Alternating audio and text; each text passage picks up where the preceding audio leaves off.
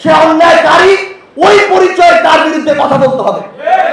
আপনি যদি এই কথা বলা বন্ধ করে দেন, আজকে না হোক, খুনি হাসিনা তৈরি হয়েছিল 16 বছরে, এরপরে 5 বছরেই তৈরি হয়ে যাবে। ওই জুলাই এবং অগাস্টের সিচুয়েশনটাই এমন ছিল, 2-4 জনের মধ্যে অসৎ উদ্দেশ্য চেপে বসলে এই আন্দোলন অন্যদিকে মনে নিতে পারে। এই অভ্যুত্থানে ওই নেতৃত্বে কিংবা সামনের সারিতে কিংবা সমন্বয়কের ভূমিকা আপনারা যাদেরকে চিনতেন, যারাই ছিল, যে কোনো সিচুয়েশনে আমাদের এমন অনেক গল্প আছে যেগুলো এখন আপনাদের সামনে শেয়ার করার আমরা সুযোগ পাইনি। এটাই সত্য। স্যার যেমন আজকে নতুন অনেক কিছু বললেন, হয়তো সামনে আরো নতুন অনেক কিছু আসবে যেগুলো সময় সুযোগ হয়ে ওঠেনি। কিন্তু এই সামনের মানুষগুলোর ভিতরে যদি কোনো অসৎ উদ্দেশ্য বিন্দু মাত্র থাকতো, ওই জুলাই এবং অগাস্টের সিচুয়েশনটাই এমন ছিল, 2-4 জনের মধ্যে অসৎ উদ্দেশ্য চেপে বসলে এই আন্দোলন অন্যদিকে মনে নিতে পারে।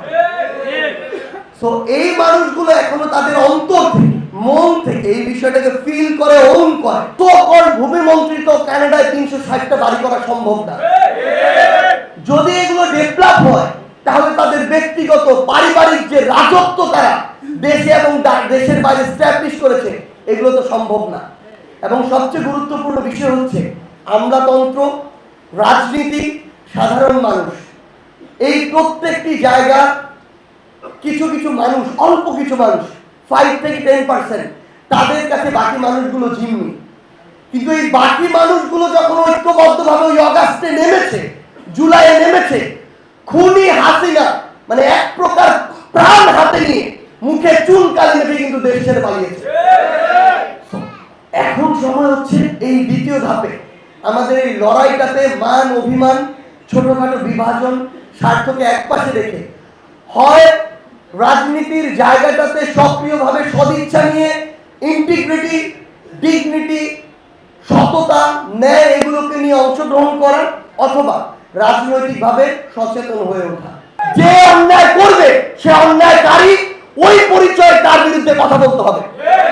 আপনি যদি এই কথা বলা বন্ধ করে দেন, আজকে না হোক, খুনি হাসিনা তৈরি হয়েছিল 16 বছরে, এরপরে 5 বছরেই তৈরি হয়ে যাবে। এই সুযোগটা দেয়া যাবে না।